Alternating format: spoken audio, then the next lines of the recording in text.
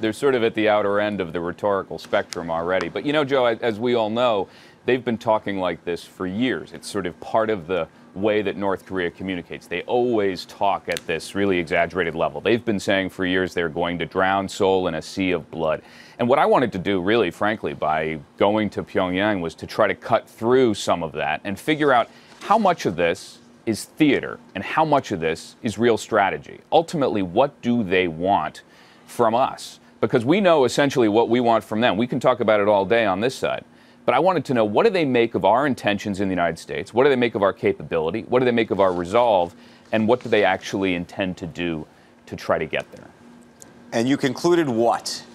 Well, I came away with a very clear sense of one thing, and then we can talk about some of the others. But the single most important fact here is that they are committed to holding on to this nuclear arsenal no matter what. And look, this is a fact that is talked about in national security circles in Washington right now. It is talked about quietly inside parts of the administration. But officially, our position remains that we are seeking denuclearization. The simple fact is, and this is a point of near unanimity now among American national security specialists, they're not going to give it up.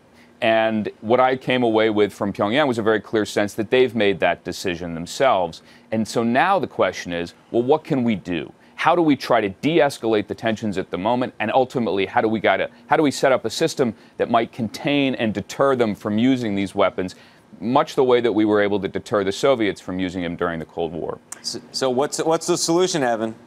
Well, if we come up with this morning, I think we'll deserve a prize. Here's what I think, honestly, Andrew. I think that we are now in a moment when the opportunity to try to brush them back completely is gone.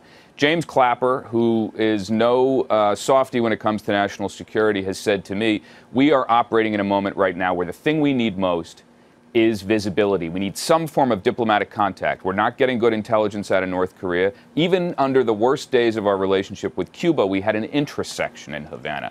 We're not there yet with Pyongyang. We can't open an interest section tomorrow. But what we need to do is to figure out a way to get some form of communication going. And when I talk to members of the administration, they say that's our long-term objective as well. Evan, what do you think the goal of all these very public tests are? Beyond, because there's an element of taunting that's going on. And what do they expect is supposed to happen? Look, they made a judgment. In 2011, when they saw Muammar Gaddafi fall, they decided that if we give up our nukes and if we project any kind of weakness to the United States, that Muammar Gaddafi's fate may in fact be Kim Jong-un's fate.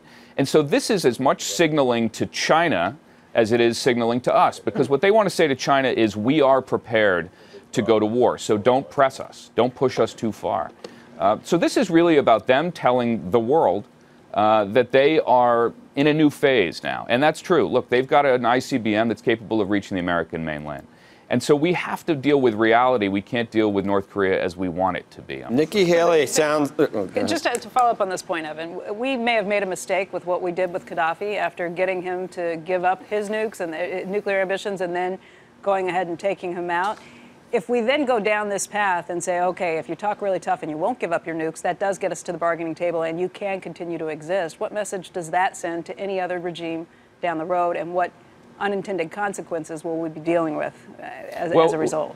It's an unhappy state of affairs, Becky. None of us wanted to be where we are, but we also have to acknowledge the fact that we're not going to be able to force them back into a position that they were in 10 years ago. That moment has passed. So what are we dealing with now? I think, and this is the broad consensus among people I've met in Beijing, Seoul, Washington, and of course in Pyongyang, is eventually we're going to get into a situation where we need to, in effect, try to prevent this thing from boiling over. And so what that means is managing the proliferation risk that you just described. That's where we signal to other countries that this is not an option available to them.